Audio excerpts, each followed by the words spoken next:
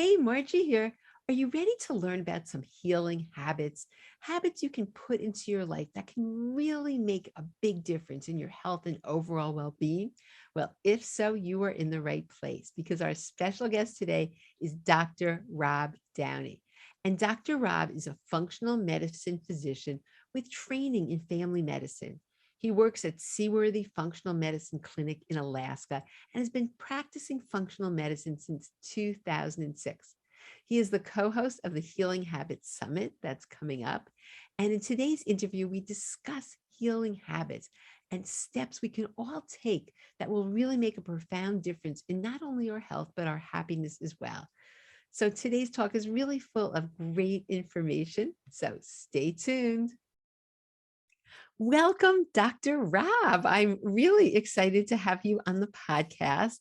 And I love this topic of tiny habits. I just think, that's what makes the changes in the world. And they're so powerful. And especially coming from you, a functional medicine physician, I just think you've seen how these things can really affect people. So welcome, welcome. Thank you so much.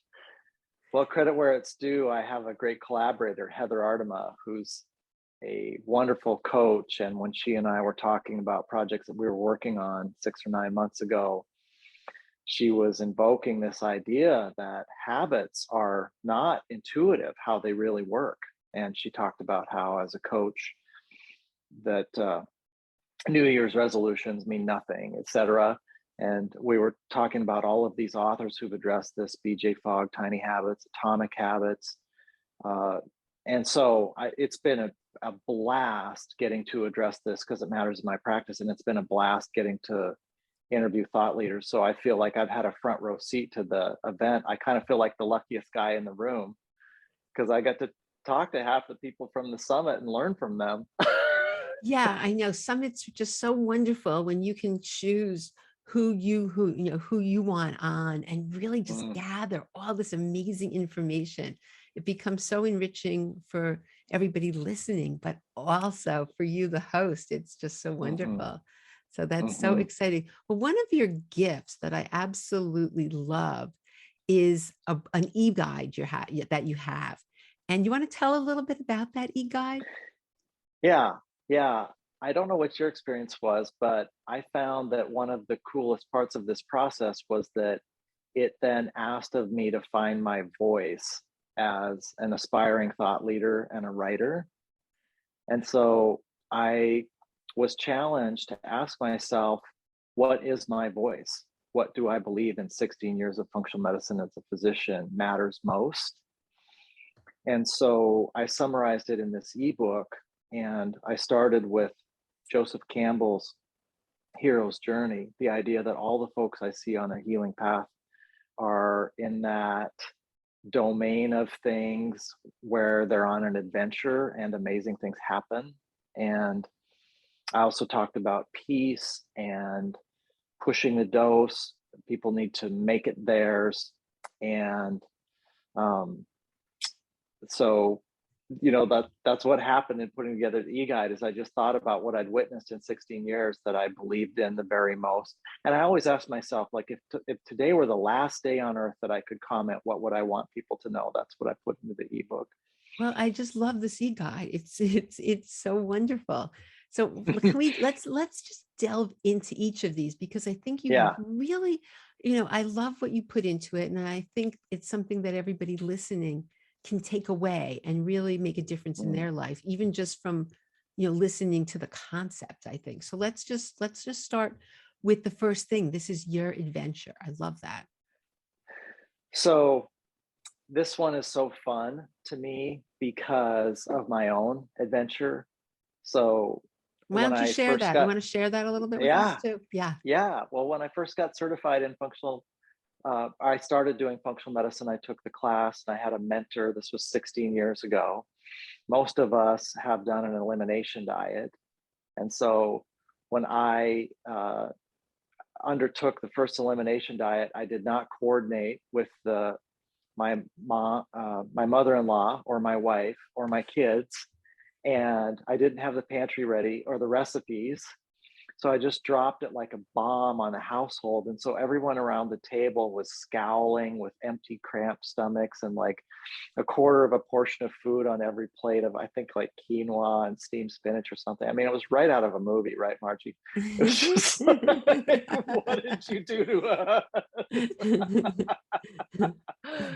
And now I make all of these recipes that are wonderful and delicious, but it started with this moment that none of us will ever forget. I made a smoothie one time, a green smoothie that started with apple and ginger and ice and spinach, and then I added avocado and a whole bunch of kale, and it turned into like repair putty. It was completely unpalatable. It was army green, and I had these things happen with my shoulder from a pee-wee baseball injury and teaching myself to swim, and had to work through all those things to get to the point I could do yoga every day. And I have found then that everybody I talk to, one of the marks of whether or not they're on their healing path is whether they have these adventure stories.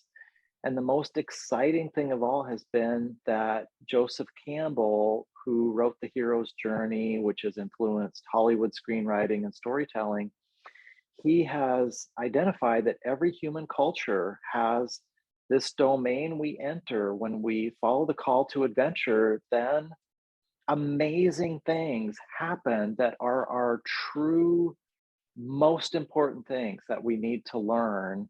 And that's what I see from my patients and the people that I get to be in these domains that you and I get to be in, is I find they've got these uncanny stories. Once they heed the call to adventure, they say, oh my gosh, this happened or that happened, or there was a setback and then a surprise. And that's just such a good sign when people report the adventure stories. And so in my guide, I say, if you've slain a few monsters and you're sleeping in the rain, pat yourself on the back. Good things are happening now. Oh, I just think that is fantastic because I always look at it, your challenges are your biggest times for growth. And there's always a silver lining. And sometimes I always tell people Yeah. it's helpful if you can think, would this be for a higher purpose? What would it be while you're going Hmm. through it? Because Hmm. sometimes you get so caught up in the weeds and you really can't see Hmm. beyond it. And it's only afterwards that you can, connect the dots, like they say. And so, but Yeah. what a great way to put it, that's so everybody, if you're on that adventure, and certainly this past couple of years has been lots of adventures, Hmm. but yeah, Hmm. the hero's journey, that's a great way to look at it. Okay, so Well, and let your listeners might like this too, that there's often a boon or an elixir at the end. And Joseph Campbell said, we then come back to where we started from with something to share for others. And isn't that wonderful too, that we come back to where we started from and we have something additional you that's know of it's service? it's funny as you're saying this in my head, what's popping in is my husband who had to go gluten free due to he was very sick. But anyway, and it completely changed his life. He's an OBGYN, and because of that, Mm. pay it forward whenever he can't figure out what to do with somebody, he puts them on the elimination diet, and miracles have happened. I mean, just the other day, Hmm. someone's whole life was changed because of this. Thank you so much. So it's the same type Yeah, of, it's the same thing. yeah, You go through something and then you can share it. And yes, so, yeah. so powerful. So I love that. Let's go to the next one. Peace. So peace is something I identified. I thought about Mark Hyman for years, saying that food's the most important. Food is the place to start. But what I saw in my practice is that if people didn't have any peace of mind, they couldn't get any traction anywhere. And so so many people I took care of were just completely frantic. And I don't think they realized it, Margie. I don't think they realized that they were in fight, flight, or more commonly freeze, faint. And so I've started by saying you have to carve out a place of peace within yourself.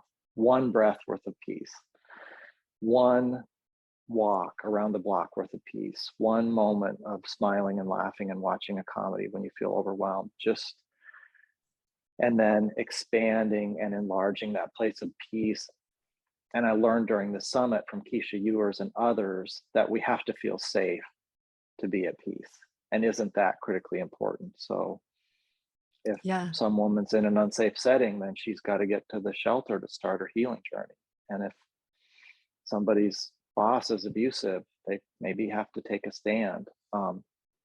But for a bunch of us that just feel oppressed with worry, we need to create a safe place to come to peace as the path, as a characteristic of the path. And that's been true for me with lots of yoga and meditation and working with the different parts of myself and accepting them. And it's a big part, even for getting to the food step that Mark Hyman so wisely endorses. People need to be in a state of peace so that the lights come on, that they can take that first bite of steamed veggies in place of their fast food hamburger. I just think peace has to be in there, and it's such a critical gift for people to give themselves. Wow. That's so true. Because you really can't, if you're in that sympathetic state, as you said, and it's not fight and freeze. What did you call it? You called it freeze and Well, most of us have heard of fight flight, but yeah. Stephen Porges and others, these PhDs who've really drilled down into it, they've identified some of the most critical parts, which is that the deepest dimensions of this mode are freeze faint. Because prey animals, when they're really up against it, then they'll just totally lock up, and then the next thing they'll do is they'll pass out so that the predator literally thinks they're dead. And ask yourself, how many people do you know that are frozen or checked out? They're not running away and they're not fighting. They're frozen or checked out. And me, I'm going to speak for myself. There's dimensions of myself that are checked out or frozen. And now I can be kind to those parts of me and say, hey, there's a place of peace and safety here. You are welcome here. It's going to be okay. Yeah, it's so important to move forward because you really cannot heal from that place of freeze. And I never heard the faint part of it, but whether you're in fight, It's flight, or freeze and faint, you're not going to heal in the sympathetic. You have to switch it. And so I think that even looking at it as in terms of peace, are you at peace, and starting just something. And I'm sure in the summit you give all sorts of different practices that people can do to get themselves more at peace. Oh, Keisha Ewers and Mark David, Gina Stein, so many people, Corey Muscara. Again, you and I both had a front row seat to one of these summits. And so I don't know how many times you got the tingles, but I just repeatedly felt like, oh my gosh, this is going to change people's lives, what I'm hearing in this moment. It's changing my life in this moment. So I'm a legitimate fan of this process we get to be part of now. Okay, so we'll move on from peace.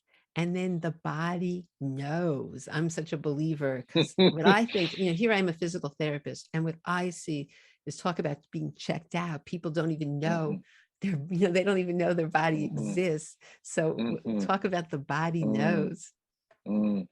Well, a member of my team said, hey, Dr. Rob, a lot of folks are relying on you for the science because of your MD training and then your IFM certification. A lot of people really want to know the science you value. And three of the most important scientists that I know of in the last 10 to 15 years are Herb Benson from Harvard.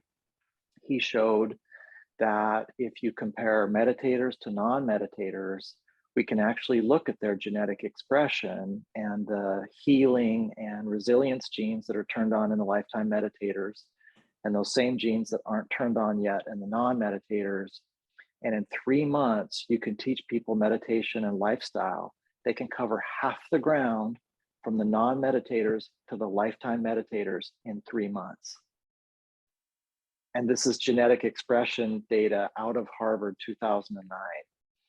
Isn't So that so exciting that you don't have to be a monk to reap the benefits of meditation? yeah, And yeah, it's just so yeah, powerful. So many people are scared of meditation, the word. yeah, And, yeah, I always tell them, because it's something I've been doing for, oh gosh, since 2011, on a regular, yeah, because you'll love yeah. this. I mean, I've told this to other people, but I've got a speeding, I decided that I was always happy, but I wasn't really relaxed and wasn't always at peace. And so I signed up for this mindfulness meditation program, 8 weeks.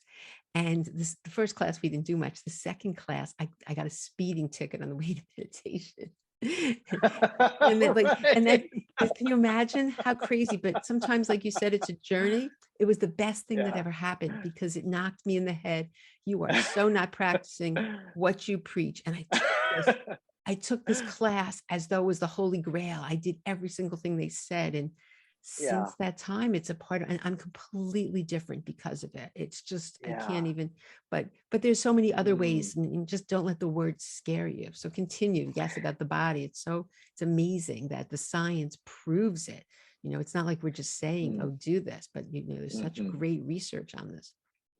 Well, I'd like your listeners to know that if you think the reason you can't meditate is because of your monkey mind, then the good news is that you're going to make friends with that monkey, not put it in a cage.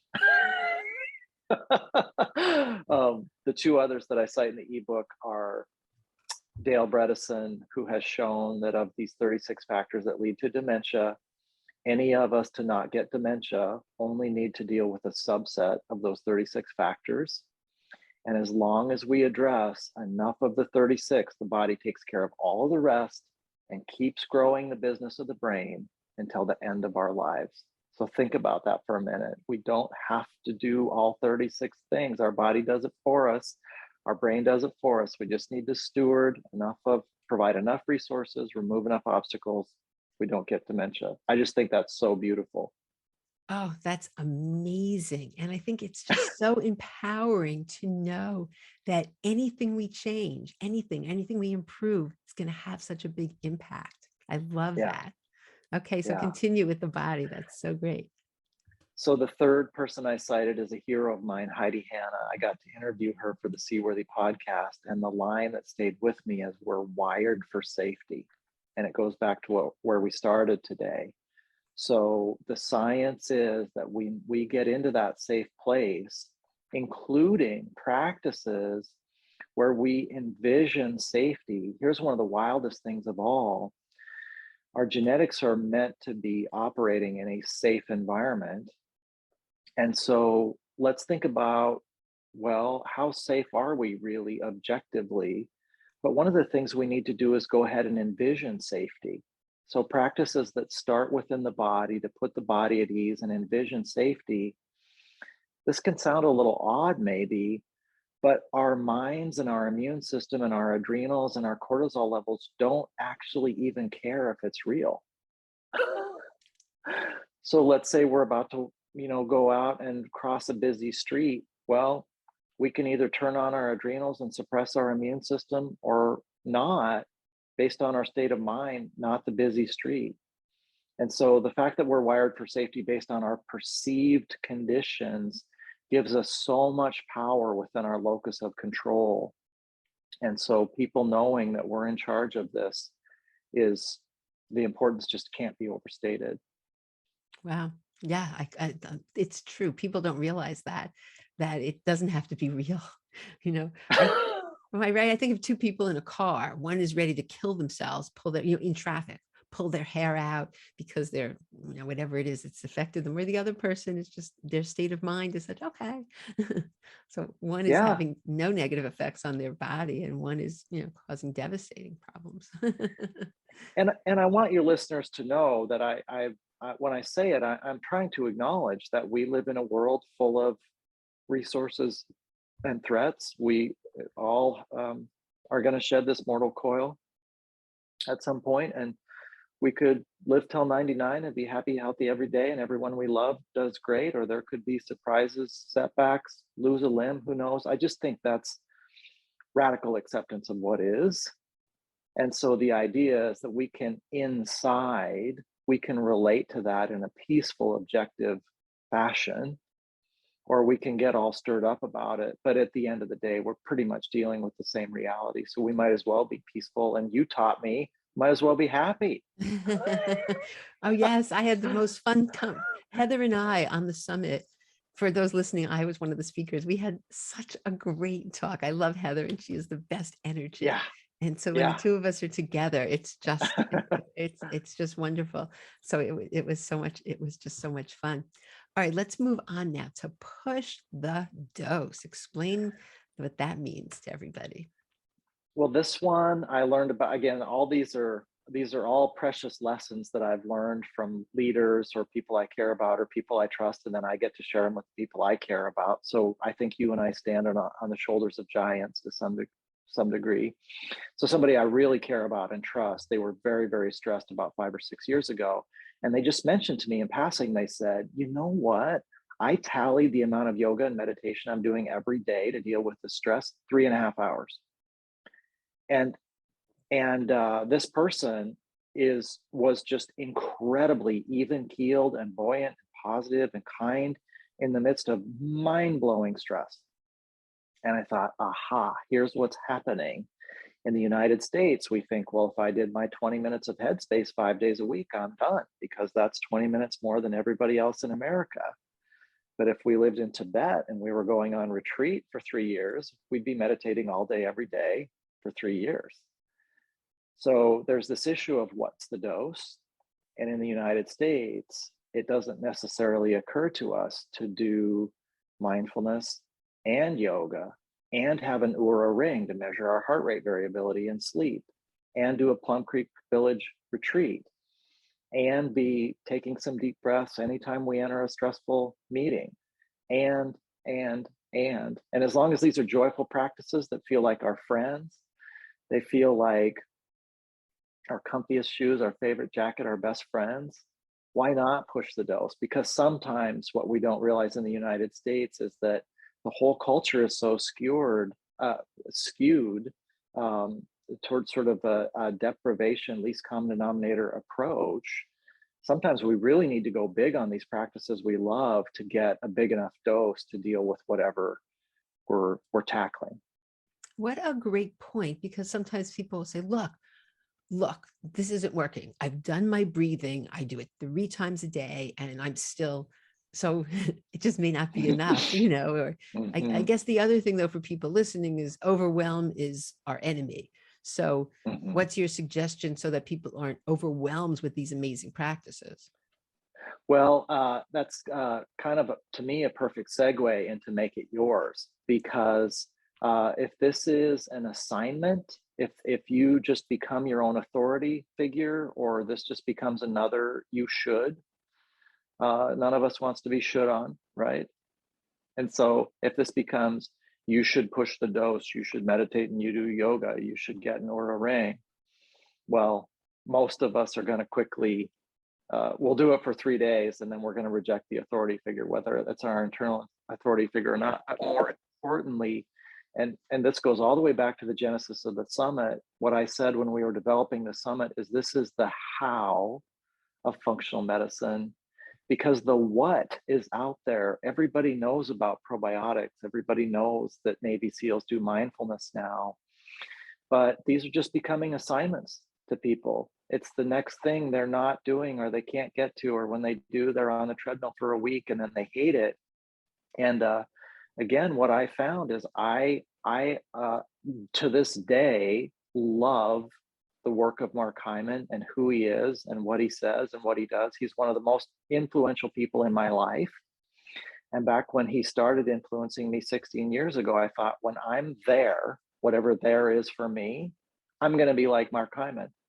Who did I end up like? I ended up like Rob Downey. I don't eat some of the stuff Mark Hyman eats because I'm not a foodie. I'm a minimalist. So I don't order the things off, have them sent to Alaska that he uses in his recipes. I eat great, healthy, whole food, but I don't eat Mark Hyman's food plan. I eat Rob Downey's food plan. And that's true of my movement, my yoga, my meditation, you name it. If I do it and it's from functional medicine, it feels like my comfiest shoes, my favorite jacket, my best friend. It's all mine. Then yesterday, I made the comparison to any of us that swam in a lake as a kid or rode a bike with our friend. If we missed a day and our friend showed up the next day, we wouldn't say to our friend, yeah, I failed my fun plan with you. I'm not going today. We would never say that. We'd say to Billy or Sally, yeah, let's go swimming. Let's go riding. So I think our practices need to be ours in that we love them. They're our friends. I couldn't agree more, because we need passion in our life. And so many, and I see this all the time, so many people are just sort of existing, doing what they think they should. And it's not their passion. It's not their passion at all. It's not theirs. Or, I see this because I work so much with osteoporosis and bone health. Someone told me I have to do this exercise, but it's not what they want. There's other things that do make them happy. So yes, that's such good advice, to make it your own, and not compare yourself to other people, because everybody has their own gifts and everybody can use the information differently, so that and benefit themselves as well as the world. When you share what's yours with others, it's just so powerful and wonderful. Yeah, and I think, couple things all at once. So thank you for being part of our summit. When I went and looked at the summit yesterday on my laptop, I went, "Oh my gosh, this is incredible who folks get to learn from." And seeing you there just made my heart soar. Ah, Getting to talk to you today makes my heart soar, because I'm on this journey too. And Heather and I say in our class, Health Accelerator, which we prepared last year too, we're human. Doctors and coaches are human. We're on this journey too. And so I think when somebody says, make it yours, the initial response is, yeah, yeah, it's fine. But when we really stop, like just yesterday, I said, why isn't this thing I care about happening? Why? I said, uh-oh, cobbler's got no shoes. I got stressed about the summit. So now I'm not sleeping, even though I'm telling everybody how important it is. But then I thought about what I do to sleep, and I had been mimicking some of the sleep folks, some of the sleep experts. But what they do to sleep isn't, for me, it's exercise and yoga. If I get my exercise and I do yoga with my wife in the morning, my heart rate variability improves and I sleep well. And if I miss those two things, I just don't have the ingredients for my secret sauce. And I can do all the other stuff till the cows come home, but I already know my secret sauce. And I love the exercise and I love the yoga. I mean, does it mean it's easy to get up at 5:30? Well, once I've done it for a month and I fall asleep at 9, I mean, I get my groove and I do love it. It is my friend. I dig it. I dig the darkness outside the window and doing the motions and the breathing. And by the time I see my first patient at 8, I feel like $1,000,000. So I think we know what's ours, and that's a great thing in this world where so many things feel like they're out of our control. We have these precious things, and it gets so easy when it really is like our favorite jacket or our comfiest shoes. It's just different. I can feel your passion. I feel the excitement, and I agree. I mean, that wouldn't be my thing, what you do, but for me, sleeping is getting absolutely no devices. Oh my gosh. To me, that's the kiss of Hmm. death. If I'm on devices late Hmm. without the glasses, Yeah, forget it. yeah, I'm up all night. yeah. But I couldn't, but it's interesting how each person, and that's what your life should be like. That's what we all have the ability to find what practices. So let's talk about the summit, because it's sort of like a smorgasbord, the summit, where there's so many different, Hmm. and that's why I Hmm. like the topic and the tiny habits, and because there's Mm. really something Hmm. for everybody. So why don't you share a little bit about Yeah, more details, when it is, and just some information for yeah. everybody, because I think it's Thank you. so exciting. And I mean, I know who your guests are, and I know Yeah. I'm very excited. I can't wait to go, because I always learn new things that I can add to my life that are really powerful. Right on. Well, thank you. And thank you again for the opportunity today to talk with you. So, again, Heather, my co host and the founder of the School of Living Lighter, is the one who identified 9 months ago we need to talk about habits, because the what is out there, but getting these translated to sustainable habits is mission critical. And so I said, oh, yeah, I know enough about that. I'm all in and I want to learn more. And then when we pulled these folks together, we went and talked to some folks who are known habit change experts. And we went and talked to some folks who have mastery in their arena. And it was a given that they know the habits that matter. But some of them, like Dan Kalish from the Kalish Institute, he's crunched a lot of data and taught people to interpret functional medicine labs and taught functional medicine business classes for 30 years. And I figured everybody would ask Dan Kalish what the most important habits were. During the interview, it didn't appear that anybody had talked to him about that recently. So it was super fresh for him. He pointed out that people who have a great relationship can get to the top 2 percentile of the best lab data ever based on a good relationship. I mean, to me, the summit was worth it just to learn that, because I'm lucky enough to have a great marriage to a brilliant, kind, loving, wise person. And he said it could be a friend, a spouse, a partner, another monk or nun at the monastery.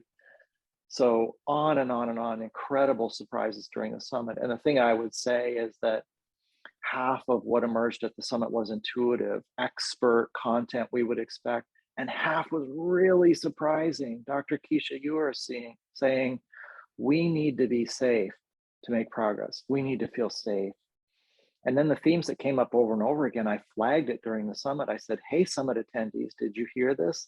This is the 5th expert to flag this. This is the 8th expert to flag this. If you want to put a star next to something, think how many thought leaders just said that. So it was a great journey for me. And I, I think it's going to be really cool what Oh, people experience. I'm so excited. So what are the dates? Give everybody I'm going to have all the information in the show notes, It but drops right at the end of March. okay, And great. the registration page opened yesterday. So if people go to Health Means Healing Habits, they can register now And and I'll have get all the this. links for that as Yeah, well. the ebook we talked about today, but it's Right. So rolling right anyone that now. registers right now gets that ebook. That's so good. I have to My, say it's written so well. The one and that sort of summarizes, today we've talked about it, but it's all yeah, these little practices yeah, are in it's the in ebook. there. It's Yeah. got citations and links and videos. And Heather's got some great stuff there. And it's got 3 of the first talks right away, so they can hear Dan Kalish and Beth Handel and who. What are the talks about? So Dan Kalish, we talked about. What does So Beth Dan talk about? Kalish talks about highest yield habits, Mm-hmm. and Beth talks about updating your tagline, and then gosh, I'm so embarrassed. I was just looking at it yesterday. I Oh, think I'm so that's okay. There's so many great well. speakers. Well, that's very gracious Yeah. of you, but Eva Detko. Oh, Eva. Yeah, Yeah, she's great. I love yeah, Eva. Yeah, yeah, yeah. yeah. And so she and Heather drill down into some really beautiful, interesting things about what's happening beneath the surface, and how we can get in touch with that and transform it. Uh, So those are available right away. The ebooks. It's pretty cool, just that people can prime the pump right away if they want to. right. And all this is free, which is wonderful. The other ebook that, right, Heather created something on decluttering, I think, or yeah, we can look. Decluttering and Yeah. weight loss. I mean, again, Heather is such a force of nature. I'm so lucky to get to work with her. And she brought her A game to all this content. And so she's created a ton of content for the summit. And I told her yesterday during a business meeting, I said, I feel really lucky that I get to download and print this, because I'm going to put up some of the worksheets right away. Start them for myself. Yeah. So again, we're Heather. along for the ride. Yeah. Yeah. Yeah. Heather is a weight loss expert besides everything else she does. And I came to her class. She has this amazing, amazing group of women. And it was so much fun. We had the best time. And it was great. So Heather is really, really fun. I think the two of you really complement each other, in Mm, terms of mm, what you bring to the table. So I can't wait mm. I'm excited for the summit, and it's just great that you're providing all of this information. And for any last minute things that you want to share with people. So we'll give them all the information for the summit, but any other things on life, you've shared so much, but anything you want people to take away today? Well, in terms of sort of 2 things as one, gratitude for getting to talk to you today. I feel I'm a steward of this process, and I feel words can't express how grateful I feel that I got to do this and that I get to do this. I think I have the best job in the world. My job doesn't feel like work. And I'm like Dan Kalish, if in a world with no money, I would do every day exactly what I do right now. Oh, I But love this. That's just so beautiful. And I think that's sort of a barometer for people. Like when you look at your life, if money wasn't an object, what would you be doing? So the fact yeah, that, that's how you feel, that's just beautiful. and And a it gratitude shows. practice. Oh well, if folks haven't, I thought I was a grateful person, but when I started a gratitude practice, anytime chatting with my wife, we'll just stop and share three things that we're grateful for, and it's transformed now. When I say something, I start to say something ungrateful, I immediately feel it in my body. And so it has changed. There was a part of me that was caustic and sarcastic. I thought of myself as a grateful person, but the gratitude practice has identified those things as weeds in the garden of my consciousness. And I'm really thankful to have a gratitude practice. And for anybody that hasn't made it frank and overt, boy, the payoff is just off the chart. Okay, so I guess for everybody, that's where you can start. Well, I can't thank you enough. I'm so excited for the summit, and I'll have the links for everybody. But thanks for Uh, joining me today and all the work you've done to put this summit together, because I know it's going to change lives. what a pleasure, Margie.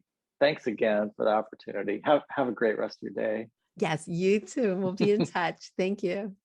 Wow, I really enjoyed my interview with Dr. Rob, and I hope you did as well. And now I have some new healing habits that you can put into your life. I'm so excited for the Healing Habits Summit, which has so many great experts and so many more healing habits to learn. All the links to the summit will be in the show notes, as well as the link to Dr. Rob's great ebook, Healing Habits from a Functional Medicine Physician, that goes in more detail into a lot of things we touched upon today. So thank you so much for tuning in, and I look forward to seeing you on the next episode.